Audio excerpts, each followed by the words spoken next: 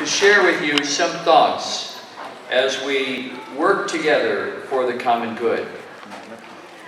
As you know, Pope Francis is someone who has captured the imagination of the world and has spoken often of the need for interreligious dialogue to follow a model of fraternity and service. What he means is that out of our friendship, we will be able to discover how we can serve together the people who are easily left behind, the poor and the marginalized, but also how we can engender trust and peace in our communities and in our world.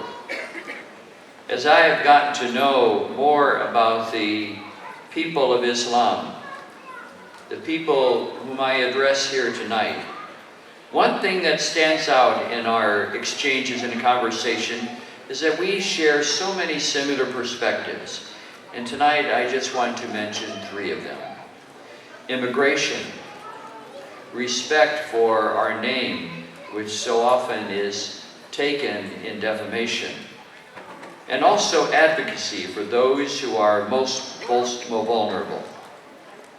Regarding immigration, we have to recognize that we share so much in common in that both of our communities have been built by immigrants, and we currently continue to welcome immigrants.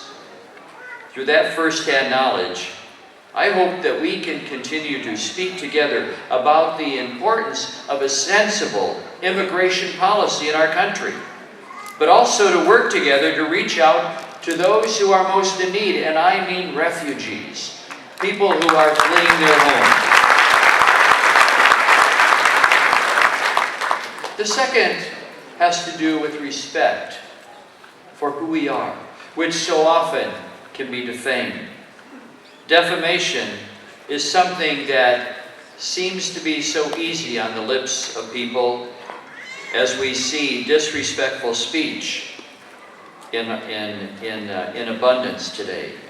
Civility and respect should really undergird our civic discourse. But more than just calling for a change in tone and a renunciation of harsh words, my hope is that we can stand together whenever one of us, one from our group or any of our groups, are defamed by inflammatory rhetoric.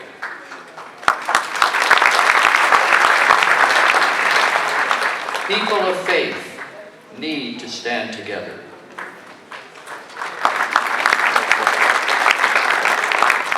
Finally, I want to encourage all of us to join hands for those who are persecuted, those who are vulnerable. In the Catholic Church, we speak of the plight of Christians in the Middle East, and I know you are too concerned about the plight of Muslims, who are so often victimized by terrorism from extreme groups. The situation in Syria calls for particular attention. Together, we need to do more to support our co-religionists in this troubled region of the world.